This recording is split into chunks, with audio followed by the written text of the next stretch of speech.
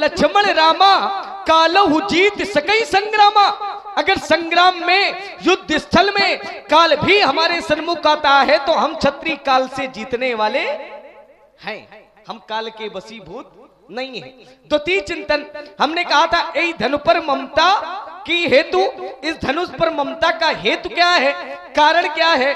तो आपने कहा ये भगवान शंकर का है, श्रद्धा है। हमको श्रद्धावान लभते ज्ञानम, श्रद्धा से व्यक्ति को क्या मिलता है? ज्ञान मिलता है। श्रद्धा है, भगवान शंकर का है। इसे ममता जैसे शब्द से मत जोड़ो। जैसे ही आपने कहा कि ममता जैसे शब्द से न जोड़ो, तो हमको तो संशय हो गया। शब्द से न जोड़ो तो हमने सोचा क्या गलत जोड़ दिया? ममता क्या बुरी है? ममता क्या गलत है जो हमने ममता जैसे शब्द से जोड़ दिया? तो विचार में पाया यह कि ममता न तो अच्छी है और न तो बुरी है। अगर बुरी तरह से करोगे, संसार से करोगे, तो ममता बुरी बन जाएगी। अगर यही ममता परमात्मा से करोगे तो ममता अच्छी बन जाएगी। संसार से करोगे तो राग है, लेकिन परमात्मा से करोगे तो राग नहीं बल्कि अनुराग है। जैसे नालियों में, गांव में नाली होती है, नालियों में जल बह रहा है, किसी संत से, किसी सज्जन से कह दिया जाए इसका पान करो, तो क्या कोई संत या सज्जन उसका पान करेगा? नहीं करेगा। लेकिन अगर वही पानी गंगा जी में मिल जाए, फिर किसी से कह दिया जाए संत महात्मा से कि इसका पान करो, तो क्या तब भी नहीं करेगा? तब करेगा। ठीक उसी प्रकार से ये अगर संसार की ममता परमात्मा से मिल जाए या परमात्मा से जोड़ दी जाए, तब ममता ये अच्छी है। परमात्मा स्वयं कहते हैं, जननी जनक बंधु सुत दारा तन धन भवन सुहृद परिवारा, इनकई ममता ताग बटोरी। इनकी ममता को करो क्या? धागे की तरह बटो, और बट करके क्या करो? मम पद मन ही बांधी बर डोरी। हमारे चरण कमलों से बांधो।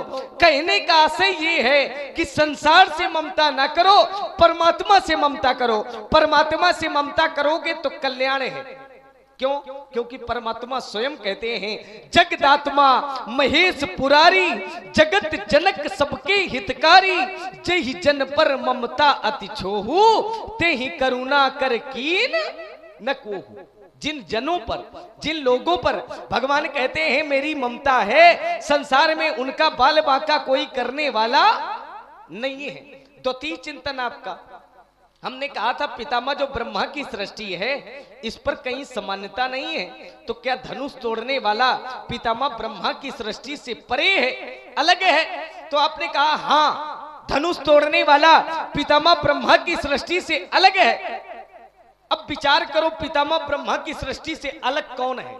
कितने प्राणी हैं? जब ये विचार करोगे तो उत्तर मिल जाएगा कौन है। यद्यपि संसार का निर्माण किसने किया? पितामह ब्रह्मा ने। संसार में क्या नहीं है पितामह ब्रह्मा का? 7 ऐसी नगरियां हैं जो पितामह ब्रह्मा की सृष्टि से बाहर हैं, लेकिन पुरुष ऐसे कौन हैं जो पितामह ब्रह्मा की सृष्टि से बाहर? नगरी तो हमने सुनी है, 7 नगरी ऐसी हैं जो पितामह ब्रह्मा की सृष्टि के अंतर्गत नहीं है, लेकिन मैंने पुरुष नहीं सुने ऐसा कोई कि जो पितामह ब्रह्मा की सृष्टि से भी अलग हो। अगर पितामह ब्रह्मा की सृष्टि से अलग होगा तो वो फिर साधारण नहीं होगा, और जो साधारण नहीं होगा वो सत्ता बदल जाएगी, सत्ता ही बदल जाएगी। अब ब्रह्मा ने सबको बनाया है, ब्रह्मा ने सारे संसार को बनाया है, और ब्रह्मा की सृष्टि से वो विलग है तो उसको किसने बनाया होगा? भाई विचार तो करो। संसार के प्रत्येक मानव को ब्रह्मा ने बनाया है, और वो ब्रह्मा की सृष्टि से अलग है तो उसको किसने बनाया? तो इसका मतलब कहीं ना कहीं वो ब्रह्म तो नहीं है। अगर ब्रह्म है तो फिर शत्रुता का संबंध क्यों? अगर ये जान गए हो, आप अपने मुख से कह रहे हो कि पितामह ब्रह्मा की सृष्टि से अलग है, तो पितामह ब्रह्मा की सृष्टि से अलग ब्रह्म है, तो क्या ब्रह्म से भी शत्रुता का संबंध बनाना चाहिए? ब्रह्म से तो शत्रुता का संबंध नहीं बनता। और अगर ब्रह्म होता, अगर ब्रह्म मानते तो ब्रह्म से शत्रुता का संबंध नहीं बल्कि विनम्रता का संबंध होता। बल्कि विनम्रता का संबंध क्यों? ब्रह्म तो संसार का है, हानि लाभ जीवन मरण यश अपयश विधि हाथ सभी उसी के हाथ में। अगर पितामह ब्रह्मा की सृष्टि के अंतर्गत है तो संसार के प्रत्येक मानव को पितामह ब्रह्मा ने बनाया है, तो उस मानव को किसने बनाया है? मेरा बिंदु यहीं पर है। दूसरी बात, आपकी कई बातें आई, राजनीति का प्रवेश हर जगह है, राजनीति का प्रवेश हर जगह है। प्रश्न किससे था? महात्मा परशुराम जी ने कहा प्रश्न था राजा जनक से, कौजल जनक धनुष कई तोरा। तो राजा जनक की स्थिति क्या हो गई? अति डर उतर देत नभ नहीं, डर गया। राजा जनक जब डर गया, जैसे गांव में कभी कभी विवाद हो जाता है, लड़ाई हो जाती है। अब किसी से क्रोध में कोई व्यक्ति ये पूछ ले, कोई सबल व्यक्ति है, सबल व्यक्ति आवे और क्रोध में ये पूछ ले कि तुमने ये कार्य किया है, बताओ, नहीं तो तुम्हारे राज्य को मैं उलट पलट दूंगा, धरती पलट दूंगा, तुम्हारे घर में आग लगा दूंगा।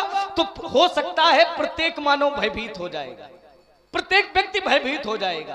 क्यों? क्योंकि पूछने का क्रम ठीक नहीं है, पूछने का प्रकार ठीक नहीं है। अगर यही विनम्रता से पूछा जाए तो हो सकता है कि वह व्यक्ति बता देगा, लेकिन अगर क्रोध में पूछोगे कि बताओ ये कार्य किसने किया है, नहीं तो तुम्हारे घर में हम आग लगा देंगे।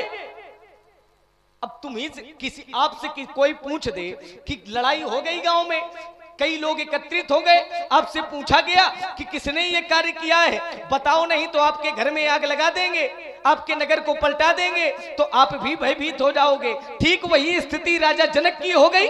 जैसे सभा में कई लोग उपस्थित होते हैं, अब राजा जनक डर गया, तो राजा जनक को जिस समय डरा हुआ देखा हमारे भैया ने, तो हमारे भैया ने थोड़ा सा साहस किया, साहस किया थोड़ा सा। उन्होंने बड़ी विनम्रता से कहा तोड़ने वाला कोई और नहीं है, आपके चरणों का दास है महाराज। अब कोई आपसे कह रहा है कि तोड़ने वाला आपका दास है, तो आप कह रहे हो दास थोड़ी है, वो तो शत्रु है। अब कोई आपसे कहा है कि महाराज ये गांव में जो कार्य हो गया है इसको करने वाला कोई और नहीं है, आपे के चरणों का दास है, या तो आपे का सेवक है, या आपका ही कोई एक बच्चा है जिसने अनजाने में ऐसा कार्य कर दिया है, जानता नहीं है, तो आप क्या करोगे? उसको दंड दोगे? प्रत्येक मानव क्षमा कर देगा। क्यों? क्योंकि विनम्रता से वो व्यक्ति आ रहा है तुम्हारे साथ। अगर कोई ये कह दे कि कार्य हमने किया है, जाओ जो कुछ कर पाओ तो कर लो, तब तो व्यक्ति को क्रोध आएगा। लेकिन अगर विनम्रता से कही जाए बात तो व्यक्ति को क्रोध नहीं आएगा। क्रोध के साथ में, क्रोध कब आता है व्यक्ति को? जैसे एक गर्म व्यक्ति है, एक क्रोधी व्यक्ति है, उसके सामने दूसरा भी क्रोधी हो जाए तब तो विवाद हो जाएगा। लेकिन अगर एक क्रोधी है, एक निवेदन करने वाला है, विनम्र है, तो फिर कभी विवाद होने वाला नहीं है। ठीक वही स्थिति यहां पर भी बनी। आपको क्रोध में देखा हमारे भैया ने, तो हमारे भैया ने सोचा कि हो सकता है विनम्रता से कार्य बन जाए, कभी कभी बन भी जाता है। जैसे अग्नि है, अग्नि में अगर घृत डालोगे तो अग्नि बढ़ेगी, अग्नि में अगर जल डालोगे तो अग्नि कम होगी। ठीक उसी प्रकार से आपकी क्रोध रूपी अग्नि में जल डालने का काम किया हमारे भैया ने। फिर भी आपने निर्णय क्या लिया? शत्रु है हमारा, अब कोई अच्छा काम करे फिर भी शत्रु है, तो इससे अच्छा बुरे कर लो, इससे अच्छा फिर बुरा ही कर ले। आपने कहा लक्ष्मण कह रहा है, लक्ष्मण की दृष्टि में परशुराम विरोधी कैसे? हमने परशुराम को विरोधी नहीं कहा, हमने परशुराम को विरोधी नहीं कहा अपने किसी भी वक्तव्य में। हमने इतना जरूर कहा है परशुराम जी ने जो शत्रुता का संबंध बनाया है ये ठीक नहीं है, क्योंकि शत्रुता का संबंध बनाने वाला पात्र नहीं है। आपने अपने मुख से कहा कि भगवान शंकर साधारण नहीं है, भगवान शंकर साधारण नहीं है, भगवान शंकर का धनुष साधारण नहीं है, तो तोड़ने वाला भी साधारण नहीं होगा। जब आप ये जानते हो कि भगवान शंकर साधारण नहीं है, धनुष साधारण नहीं है, तोड़ने वाला भी साधारण नहीं होगा, फिर भी आप शत्रुता का संबंध बना रहे हो, तो हमको तो बुरा लगेगा, हमको तो बुरा लगेगा, क्योंकि हम धनुष तोड़ने वाले के पक्ष से हैं, हम धनुष तोड़ने वाले के पक्ष से हैं, और जो किसी के पक्ष से होता है बुरा उसको जरूर लगता है। अच्छा, धनुष ये साधारण क्यों नहीं है, ये तो सभी को पता होगा। गरु कठोर विदित सब काहू, गरु था, कठोर था, ये सबको विदित है। लेकिन एक प्रमाण हमको और मिला, इस धनुष की कठोरता का एक प्रमाण और मिला। धरती की कठोरता, पाताल की कठोरता और स्वर्ग की कठोरता, तीनों का अगर कहीं मिश्रण मिला है त्रैलोक में, तो वो केवल धनुष में मिला है। कमठ पीठ, कमठ पीठ कहां है? कमठ पीठ मतलब कच्छप की पीठ, कछुए की पीठ। कमठ पीठ नीचे है, 7 लोक नीचे है, 7 लोक ऊपर है, 14 लोक हैं, 7 लोक नीचे, जिसमें कमठ पीठ सबसे नीचे। कमठ पीठ पवि, पवि माने वज्र होता है, कमठ पीठ पवि कूट कठोरा और राज समाज मसिव धनु तोरा। कमठ पीठ मतलब कच्छप की पीठ जो पाताल में है, पवि माने वज्र जो स्वर्ग में है, कूट कूट माने पर्वत जो धरती पर है। लेकिन तीनों की कठोरता केवल त्रैलोक में अगर कहीं पर मिली है तो वो धनुष पर मिली। और तोड़ने वाले ने कैसे तोड़ा है? भंजे चाप प्रयास बिन, कोई प्रयास नहीं, भंजे चाप प्रयास बिन जिम गज पंकज नाल। जैसे एक मतवाला हाथी कमल की डंडी को तोड़ देता है, धनुष तोड़ने वाले ने वैसे ही तोड़ दिया है। जब आप ये जान गए हो कि तोड़ने वाला साधारण नहीं है, तो फिर आपको शत्रु नहीं, फिर आपको विनम्र हो जाना चाहिए उस व्यक्ति के समझ। मैं अपनी वाणी को यही विराम लगाऊंगा, समीचम उत्तर की प्रतीक्षा करूंगा। राजकुमार लक्ष्मण ने कई सारे बिंदु प्रस्तुत किए। लक्ष्मण ने कहा, अंतिम में एक बिंदु आया कि धनुष तोड़ने वाले ने धनुष ऐसे तोड़ा है जैसे हाथी किसी कमल की डंडी को तोड़ता है। ध्यान देना, हाथी किसी कमल की डंडी को तोड़ता है, ऐसे ही धनुष तोड़ने वाले ने धनुष को तोड़ दिया। अच्छा, हाथी जब कमल की डंडी को तोड़ेगा तो क्या उस डंडी टूटने में आवाज आएगी?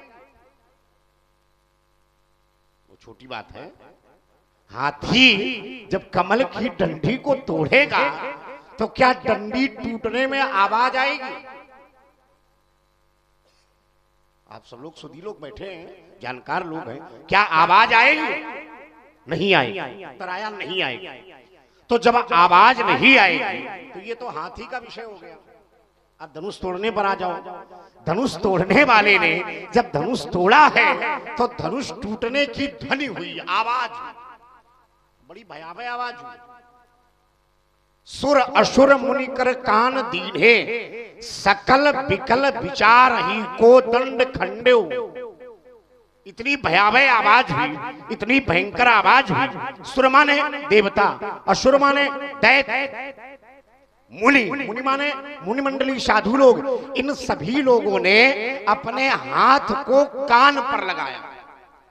ध्यान देना।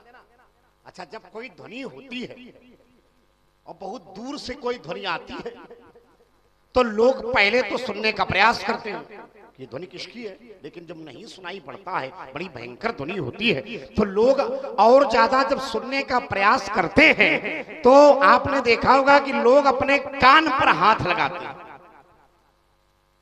और कान पर हाथ लगा करके सुनने का प्रयास करते हैं। ये जो भयंकर ध्वनि आई है, ये ध्वनि है सुर असुर मुनि कर, कर माने हाथ, कान, कान। इन सभी लोगों ने अपने हाथ को कान पर लगाया और उस भयावह ध्वनि को सुनने का प्रयास। और जब हाथी कमल की डंडी तोड़ता है तो उसमें क्या ध्वनि होती है? सुंदरम, उसमें क्या आवाज होती है? एक प्रमाण। दूसरी बात, लक्ष्मण कह रहा था, बड़ी मजबूत बात लक्ष्मण की आई, ये पीछे जो धूम्रपान हो रहा है इसको बंद कर दो। आप लोग लीला में बैठे हैं, लीला रसिक हैं, सब सुधी लोग बैठे हैं। हाँ तो लगाओ। और सुन रहे हैं आप सभी लोग, बड़ा ही सुंदर ये संवाद। जितने भी पुरुष हैं वो सब ब्रह्मा की सृष्टि में। तो धनुष तोड़ने वाला ऐसा कौन सा पुरुष है जो ब्रह्मा की सृष्टि में नहीं है? उसको किसने बनाया?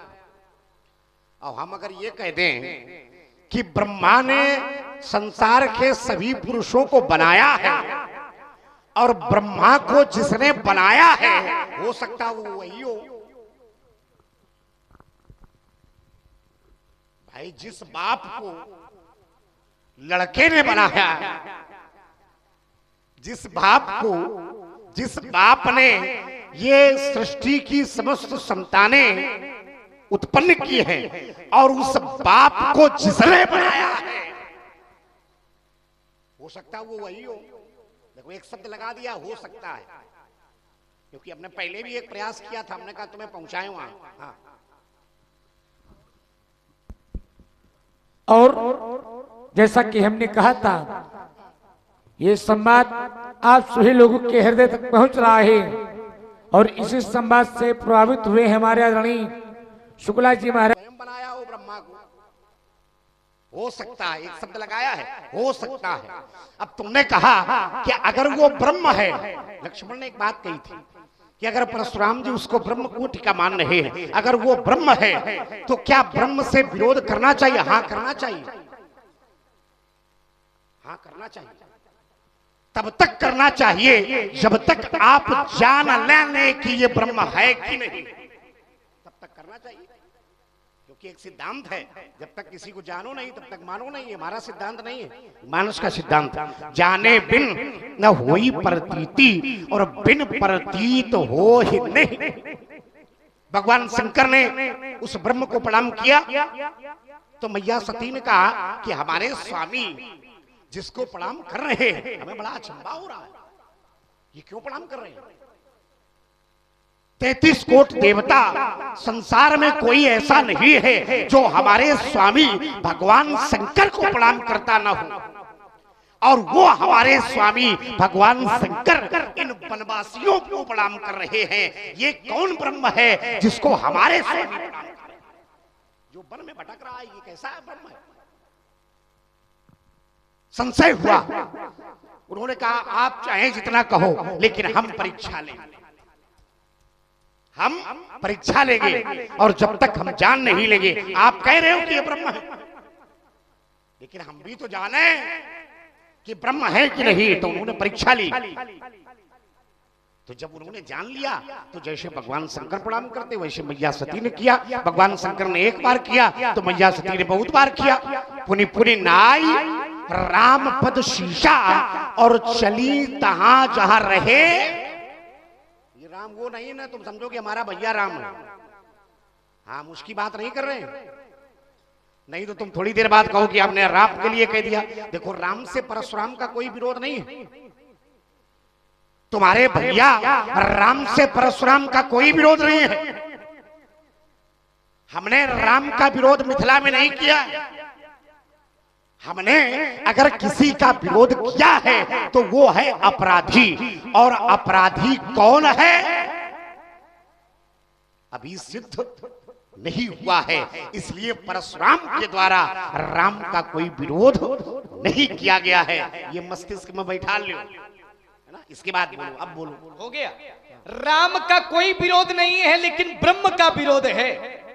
आपने कहा है कि ब्रह्मा ने सारे संसार को बनाया, ब्रह्मा ने सारे संसार को बनाया है। ये राजकुमार लक्ष्मण की बात हम मान रहे हैं कि ब्रह्मा ने सारे संसार को बनाया। हो सकता है धनुष तोड़ने वाले ने ब्रह्मा को बनाया हो, तो धनुष तोड़ने वाले ने ब्रह्मा को बनाया हो, ये आपने कहा हो सकता हो। तो ब्रह्मा को किसने बनाया? उपजे जासु अंश से नाना, तो शिव बिरंच विष्णु भगवाना किसने बनाया? ब्रह्म ने बनाया। आप कह रहे हो राम से विरोध हमारा नहीं है, तो क्या ब्रह्म से विरोध है? ब्रह्म से विरोध ले रहे हो? ब्रह्म विरोध न उबरे सी। जिसने भी संसार में ब्रह्म से विरोध लिया है उसका कभी तरण तारण नहीं हुआ, कभी उबरा नहीं है, और आप ब्रह्म से विरोध ले रहे हो। ये कह भी रहे हो अपने मुख से कि वो हो सकता है ब्रह्म हो सकता हो ब्रह्मा ने उसको बनाया हो। जब ब्रह्मा को बनाने वाला ये जान गए हो कि वही है, वही ब्रह्म है, वही धनुष खंडनहार है, फिर भी उससे विरोध ले रहे हो। और ये भी जानते हो कि संसार में ब्रह्म से विरोध लेने वाला व्यक्ति सफल नहीं होता। एक बार ब्रह्म से विरोध लिया तो था, जयंत ने भी लिया था। बोलो, आप बोलो, बोलना बहुत जरूरी है। और सुन रहे हैं आप सभी लोग, क्या स्थिति हुई? एक नयन कर तजा भवानी, एक नेत्र फोड़ दी। अब आपो ब्रह्म से विरोध ले रहे हो तो कहूं आपके साथ ये घटना ना घट जाए, इसलिए आपको हम बचाने का कार्य कर रहे हैं। हम आपका आगे में थोड़ी झोंक रहे हैं, आगे से बाहर निकालने का काम कर रहे हैं, बचाने का काम कर रहे हैं। जब आप जान चुके हो तो फिर आपको विरोध लेने की आवश्यकता नहीं है। आपने एक उदाहरण दिया सती जी का। भगवान शंकर जी चले कहां से? कुंभज ऋषि के यहाँ। कुंभज ऋषि के यहाँ कथा सुनने गए थे। भगवान शंकर और सती जी दोनों लोग गए, कथा सुन करके आ रहे थे। रास्ते में ब्रह्म के दर्शन हुए। भगवान शंकर ने कहा, जय सच्चिदानंद जग पावन, अस कई चले मनोज नसामन, और चले जात शिव सती समेता, और पुनि पुनि पुलकत कृपा निकेता। सती सुदशा शंभु कई देखी। सती जी ने देखा कि एक कुमारों के दर्शन किए शंकर जी ने, और ये इतने पुलकित हो गए, हर्षित हो गए। जैसे कभी कभी देखा होगा, जिस व्यक्ति की जिस वस्तु की कल्पना करो, अगर वो तुमको मिल जाए तो व्यक्ति हर्षित हो जाता है। और भगवान शंकर की वही स्थिति है। भगवान शंकर ने कथा सुनी, किसकी? ब्रह्म की कथा सुनी, और ब्रह्म के दर्शन हो गए तो भगवान शंकर पुलकित हो गए। सती सुदशा शंभु के देखी। जैसे ही सती जी ने देखा, सती सुदशा शंभु के देखी, उर उपजा, उर माने हृदय, उर उपजा संदेह विसेखी। संदेह हो गया। संदेह क्या हुआ? शंकर जगत बंद जगदीशा। शंकर जी कौन है? जगत के ईश्वर है। शंकर जगत बंद जगदीशा, सुर नर मुनि सब नामई सीसा। ये सभी लोग शंकर जी को मस्तक झुकाते हैं। ते नप सुतहि कीन प्रणामा, और वो राजा के लड़कन का प्रणाम कर रहे हैं। ये सती जी को संदेह हुआ। जैसे सती जी को संदेह हुआ तो भगवान शंकर से सती जी ने कहा, तो शंकर जी ने कहा, अगर सती तुमको संदेह है तो जाओ परीक्षा ले आओ। तो सती जी पहुंची परीक्षा लेने। सती कीन सीता कर वैसा, अपने वास्तविक स्वरूप पर भी सती जी नहीं गई। इसलिए नहीं गई कि हो सकता है ब्रह्म जाल में फंस जाए, हमारी जाल में फंस जाए। लेकिन फंसने वाला महाराज ब्रह्म नहीं है। वो यहाँ की भी जानता है, वहां की भी जानता है। अरे यहां तक कि छोड़ो, एक भगवान का भक्त था, जिस समय उसका अंतिम समय आया तो बाणों की सैया पर लेटा था। बाणों की सैया पर उसने भगवान को पुकार लगाई। पहुंच गए होंगे सभी सुधी लोग हैं, पहुंच गए जहां की ये बात है। उसने भगवान को पुकार लगाई, हे प्रभु, हे कृपालु, कौन से कर्मों की सजा मिल रही है जो अंतिम समय हमें बाणों की सैया प्रदान हुई? भगवान प्रकट हो गए। भगवान ने कहा, याद करो, तुमने जीवन में अनुचित काम किया होगा। तो उसने कहा, भगवान मुझे 100 जन्मों की याद है, 1 जन्मों की नहीं, 100 जन्मों की याद है। हमने 100 जन्मों में कोई अनुचित कार्य नहीं किया जिसके कारण मुझे बाणों की सैया मिले। लेकिन भगवान ने कहा, तुम्हें केवल 100 जन्मों की याद है, लेकिन हमें जन्म जन्मांतर की याद है। और उसने किया था अनुचित कार्य, उसको दंड मिला। ठीक वही स्थिति सती जी की। सती जी पहुंची, सती जी परीक्षा में अनुत्तीर्ण रही, उत्तीर्ण नहीं हुई। जैसे शंकर जी के पास आई, शंकर जी ने पूछा सती परीक्षा ले आई? तो सती जी झूठ बोल गई। कछु न परीक्षा लीन गोसाई और कीन प्रणाम तुम्हारी नाई। जैसे आपने प्रणाम किया था वैसे हमने भी प्रणाम किया। तब भगवान शंकर ने क्या किया? तब शंकर देखे धरि ध्याना और सती जो कीन चरित सब जाना। सारा चरित्र जान गए, और जैसे जान गए तो फिर क्या किया? सती जी को अपनाया कि ठुकराया? अपने सामने स्थान दिया, वाम भाग में स्थान सती जी को नहीं दिया। और सामने स्थान किसको दिया जाता है? ईष्ट को दिया जाता है। ईष्ट मान करके, क्यों? सती जी ने जिनका स्वरूप धारण किया था वो ब्रह्म की अर्धांगिनी थी, वही मान करके, देवी मान करके भगवान शंकर ने सती को अपने सामने स्थान दिया। और यही स्थिति आपकी ना हो जाए। आपो ब्रह्म की परीक्षा लेना चाहते हो, अगर ब्रह्म की परीक्षा लेना चाहते हो तो जैसे सती जी का त्याग किया भगवान शंकर ने, ऐसा ना होए कहूं आपो का त्याग ही दे। हम तो आपके हित का काम कर रहे हैं, कोई अनहित का काम नहीं कर रहे हैं। ये हित का काम है। आपको एक अच्छी रास्ता दिखा रहे हैं, अच्छा मार्ग दिखा रहे हैं। जैसे कोई व्यक्ति मार्ग से जा रहा है, मान लो आप के गांव आ रहा है, भेड़ी आना है, अब रास्ते में कोई भटक गया। अब हमारे जैसा कोई व्यक्ति होगा तो ये बता देगा कि इस रास्ते से चले जाओ तो आप वहां तक पहुंच जाओगे। लेकिन अगर कोई आपके जैसा व्यक्ति होगा तो बताने की जगह भड़का जरूर देगा कि इस रास्ते से नहीं, इस रास्ते से जाओ तो आप जल्दी पहुंच जाओगे। भाई सती जी ने परीक्षा जिस समय भगवान की ली तो सती जी का भगवान शंकर ने त्याग कर दिया। फिर सती जी को अपने वाम भाग में स्थान भगवान शंकर ने नहीं दिया। ठीक उसी प्रकार से आप भी जान गए हो कि धनुष तोड़ने वाला ब्रह्म है, फिर भी आप उसकी परीक्षा लेना चाहते हो। तो कहीं ऐसा ना हो शिष्य रूप से आपको भी भगवान शंकर ठुकरा दे। ऐसा हो भी सकता है, कोई बड़ी बात भी नहीं है। ऐसा हो भी सकता है, कोई बड़ी बात नहीं है। आपने एक मानस का सहारा लेकर के कहा भगवान की परीक्षा ली जाती है, जाने बिनु न होए प्रतीति। जब तक हम जानेंगे नहीं तब तक हम मानेंगे नहीं कि धनुष तोड़ने वाला कौन है। सही बात है, जब तक व्यक्ति जानता नहीं तब तक मानता नहीं। लेकिन इतना तो लोग मानते हैं कि भगवान भगवान है, इतना तो मानते हैं कि इतना भी नहीं मानते। अब मान लो व्यक्ति है, हम व्यक्ति की सामर्थ्य को नहीं जानते, व्यक्ति की शक्ति को नहीं जानते, तब तो हम परीक्षण कर सकते हैं। लेकिन भगवान की शक्ति को बताने की आवश्यकता नहीं है। भगवान की शक्ति तो त्रैलोक पर व्याप्त है, भगवान की शक्ति बताने की आवश्यकता नहीं है। अगर हम एक क्षण भी सांस लेते हैं तो ये भी भगवान की मर्जी है। एक क्षण भी हम अगर चलते हैं तो ये भी भगवान की मर्जी है, किसी और की मर्जी नहीं है। आपने कहा जाने बिनु न होए प्रतीति, और बिनु प्रतीत होए नहीं प्रीति। जब तक हम जानेंगे नहीं तब तक हम मानेंगे नहीं। तो महाराज जानोगे कैसे? जानोगे कैसे? जानने का भी कोई उपक्रम होगा, कोई साधन होगा। सोई जानत जय देव जनाई। जब तक वो जनाएंगे नहीं तब तक आप जानोगे नहीं। जब तक आप जानोगे नहीं तो फिर मानोगे नहीं। जनाने वाला कौन है? ब्रह्म जनाने वाला है।